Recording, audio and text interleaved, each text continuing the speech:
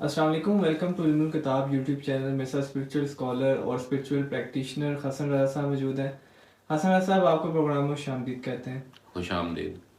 حسن رضا صاحب، ہمارے ناظرین کو آج یہ بتائیے گا کہ روحانیت میں درجے کتنے ہیں، اور کیسے پتہ چلے کہ جو روحانی بزرگ ہے وہ کون سے درجے پر فائز ہے، اور سب سے اول درجہ روحانیت میں کون سا ہے؟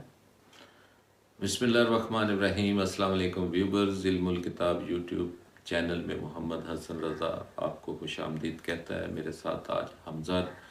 بڑا اہم سوال ہے۔ جیسے کسی بھی شعبے میں مختلف قسم کے درجات ہوتے ہیں، اسی طرح یہ ایک موضوع ہے روحانیت، اس میں بھی درجات یا لیولز۔ ایکچولی یہ درجات اور لیولز جو ہیں، یہ میرے تجربات اور مشاہدات میں، جہاں تک میں ایک طالب علمانہ ایک حیثیت سے، یہ ذہنی صلاحیت اور قابلیت کے درجات ہیں۔ یعنی آپ نے اکثر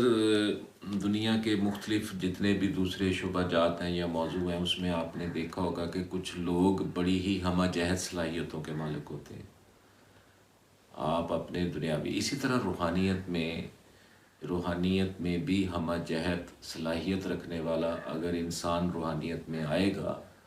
تو وہ بہت سارے روحانیت کے تمام قسم کے پہلوؤں کو وہ بہت اچھے طریقے سے، احسن طریقے سے سر انجام دے گا۔ اب جیسا کہ غوث، قطب، ابدال، اوتاد، ابرار، اخیار، یہ سارے درجات ہیں، اور یہ صلاحیت کے اعتبار سے، قابلیت کے اعتبار سے یہ درجات ہیں۔ اب ایک سمپل سی میں مثال آپ کو دیتا ہوں کہ کسی بھی انسان کا روحانی تاثیر حاصل کر لینا اللہ کے کلام کے ذریعے، ذکر کے ذریعے، اللہ کے کلام پاک، قرآن پاک سے تاثیر حاصل کر لینا، طاقت حاصل کر لینا، اور اس کے بعد پھر دوسروں پر اس کا فائدہ دوسروں تک پہنچانا، یہ سب سے میں سمجھتا ہوں کہ مشکل کام ہے۔ ایک انسان جب روحانیت میں قدم رکھتا ہے تو 5 سینسز جو حواس خمسہ ہیں، ان کے ذریعے جب وہ پڑھتا ہے، پڑھائی کرتا ہے، وظائف کرتا ہے، چلا کشی کرتا ہے، ریاضت کرتا ہے، عبادت کرتا ہے، زہمہ وقت جب ذکر کرتا ہے تو اس کے اوپر انکشافات ہونے لگ جاتے ہیں، کچھ چیزیں منکشف ہونے لگ جاتی ہیں، ماورائی چھپی ہوئی چیزیں، ماورائی چیزیں، غیر مرئی چیزیں، میٹا فزکس کے کچھ انکشافات خواب کی حالت میں، جاگتے کی حالت میں، کھلی آنکھوں میں، بند آنکھوں میں، یا کچھ کانوں میں سماعت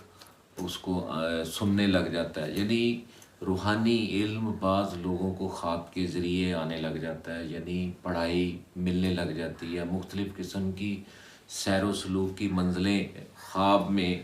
وظائف کی صورت میں، زیارات کی صورت میں، بلکہ بعض لوگوں کو جاگتے ہوئے کھلی آنکھوں میں، بند آنکھوں میں بہت ساری ہڈن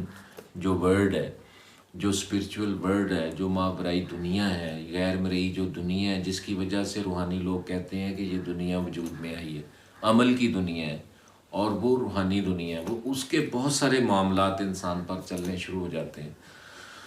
تو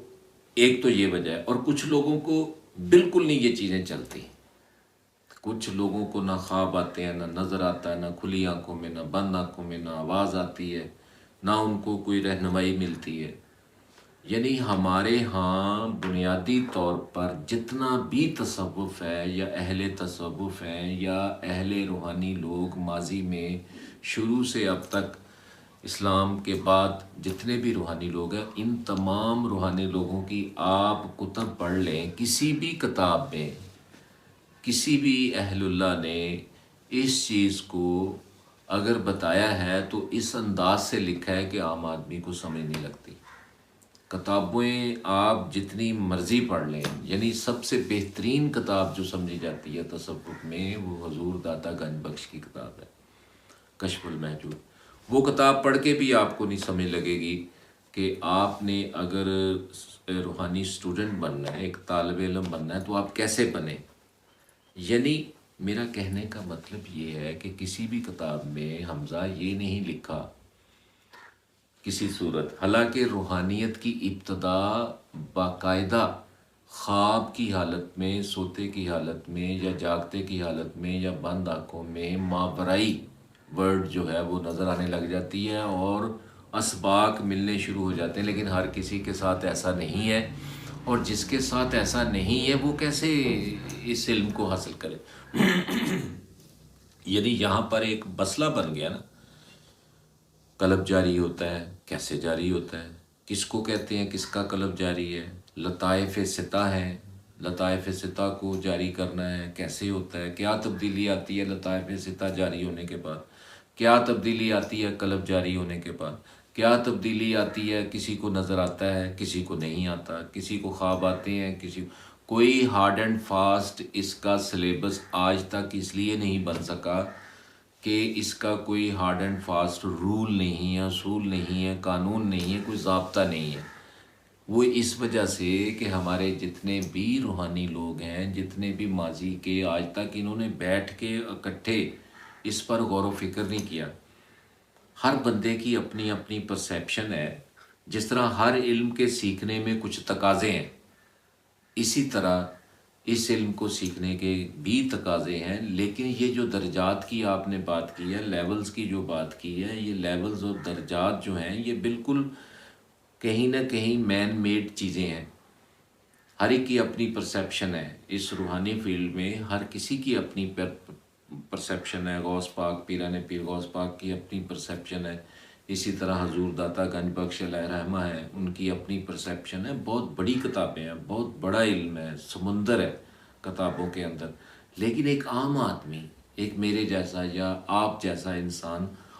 کس طرح وہ انڈرسٹینڈ کرے کہ اگر وہ روحانی علم سیکھنا ہے اس نے، اور یہ درجات کسی کو کس طرح بتائے جائیں؟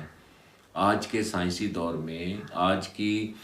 انٹرنیٹ کے دور میں، آج جب کہ دنیا ایک گلوبل ویلیج بن گئی ہے، یہ اتنی فلسفیانہ باتیں، اتنی گہری دقیق اور مشکل باتیں عام آدمی کی سمجھ سے باہر ہیں، اور یہ غوث کتب ابدال اوتاد ابرار اخیار اور فقیر درویش ولی، اور اسی طرح کلندر، اور اسی طرح مثلاً کہ مجذوب،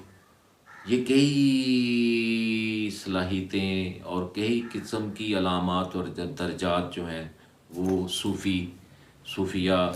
یعنی یہ لفظ ہیں، یہ سارے لفظ ہیں، ان کے معنی بھی ہیں، ان کے مفہوم بھی ہیں، اور ان کی یہ معنی اور مفہوم ایک صلاحیت کو بیان کرتے ہیں، ایک انسانی صلاحیت کو جو کہ روحانی ہے۔ لیکن اس کو پریکٹیکلی آپ نے کبھی غور کیا، کبھی سمجھا، کبھی آپ نے پڑھا؟ مجھے بتائیں حمزہ، کبھی کسی سے سنا اس کے بارے، کبھی اس کو ذاتی طور پر سمجھنے کی؟ آج آپ نے سوال تو کر دیا، لیکن میں یہ سمجھتا ہوں اب ہمارے اندر یہ بھی بڑا مسئلہ ہے کہ روحانی بعمل ہوتا ہے، تو چونکہ پروگرام کا وقت کم ہے، تو اس کو ہم اگلے ولاگ پہ لے کر چلتے ہیں کہ یہ درجات کیا ہوتے ہیں اور روحانیت کیا ہوتی ہے، اس کو کس طریقے سے انسان سمجھنا جاننا چاہتا ہے۔ بہت شکریہ آپ کا۔ بہت شکریہ حسن رضا صاحب آپ کا۔